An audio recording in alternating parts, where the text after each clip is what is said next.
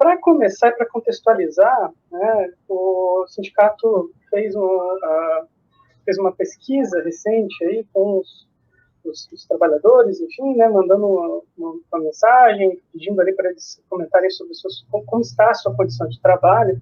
Eu queria apresentar para vocês o resultado, né, como está, né, acho que é um bom momento para, uma boa forma de introduzir o nosso debate, né? Então, se vocês puderem me acompanhar, primeiro falando um pouquinho sobre a questão dos impactos do trabalho remoto, né, na saúde e no bem-estar, né? Se vocês perceberem nas respostas dos servidores, né, nós tivemos aí 88% falando que houve alterações no bem-estar mental e na saúde psíquica, né, enfim, das pessoas. Está tendo um sofrimento muito grande psicológico essa situação. É muito difícil a gente trabalhar esse ensino remoto, enfim, né? Então, 88%, né? Embaixo que 84% falaram que houve um agravamento de algum problema de saúde. Então, os nossos trabalhadores aí do IFC estão tendo essa dificuldade bastante significativa. Vamos para outros dados aqui que foram recolhidos, né? Tempo médio de gasto em suas atividades anteriormente era, né? Você gastava comparando o tempo de gasto em suas atividades anteriormente e agora, você diria que hoje você está gastando muito mais é o alaranjado, né? Os que estão gastando menos seria o azul e o vermelho. Percebam que o gráfico aí dá uma inclinada bastante significativa para a questão do gasto de tempo, né? Então, estamos tendo uma pressão de trabalho bastante significativa. Por mais que de fora alguém fale, mas eles não estão trabalhando lá presencialmente, né? A verdade é que o trabalho em casa ele é bem desgastante, né? Outros gráficos aqui, né?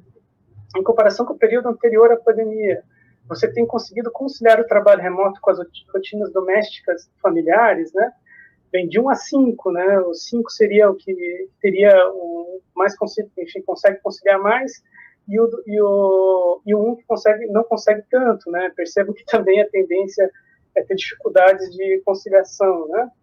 Outros gráficos aí, satisfação do trabalho remoto e sua forma de controle. Em cima é um gráfico sobre a satisfação com o trabalho remoto em si, e embaixo é a satisfação com as formas de controle.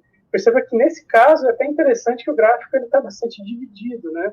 Para algumas pessoas foi interessante trabalhar, né, com atividades remotas, né? Para outras pessoas não foi interessante, está bem meio a meio, né? Agora, existe uma tendência a ter um pouquinho mais de insatisfação em relação especialmente ali aos relatórios, né? Realmente, os relatórios eles acabam sendo repetitivos e desgastantes para a maioria das pessoas, né? Aqui também é um gráfico comparando, né, antes e depois da questão das rotinas, né? Então, a dificuldade da gente conseguir, digamos assim, organizar essa rotina doméstica com rotina de trabalho, né, as dificuldades aí de trabalhar em casa, né? E, por fim, aqui nós temos uma comparação dos trabalhadores com filhos e os sem filhos, né? Quem não tem filhos acaba tendo pelo gráfico aqui, né, um pouquinho menos de dificuldade, isso não significa que não tenha, né? O vermelho e o azul é que eles têm bastante dificuldade, né? Em cima nós temos ali o gráfico sem filhos e embaixo com filhos. Então, a presença de filhos tem trazido uma dificuldade bastante grande em relação aí ao nosso trabalho remoto. Então, o trabalho remoto é um problema, é algo que está trazendo aí questões importantes, né?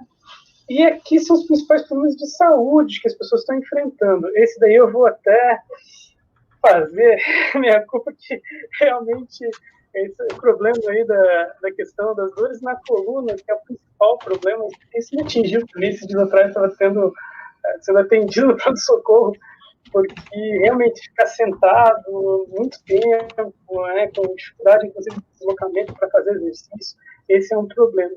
É interessante que aumento de peso é o segundo problema mais citado, né? Então, dores nas costas, problema de peso, uma série de outras, enxaqueca, enfim, dores nas articulações, joelho.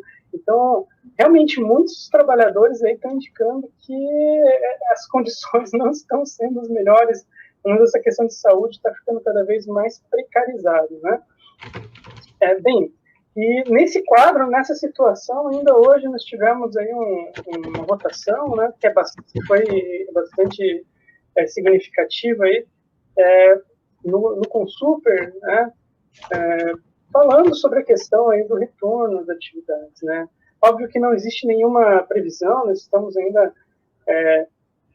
num momento de pandemia aqui em Santa Catarina bastante grave, né, mas já existe indicação de retorno caso caiam os índices, né, de contaminação, né, já existe um plano aprovado, e isso também é algo que preocupa, né, porque a gente vê experiências em outros lugares que não é tão simples o retorno, né. Eu vou mostrar para vocês só 3 aqui, reportagens, só para a gente introduzir aqui a nossa conversa, né?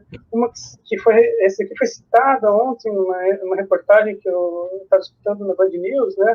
Que saiu no New York Times, sobre uma experiência de Israel, né? Em Israel eles voltaram, e como estava com muito calor, enfim, as crianças não estavam conseguindo conviver ali adequadamente, eles resolveram, mesmo mantendo o distanciamento, tirar as máscaras, né?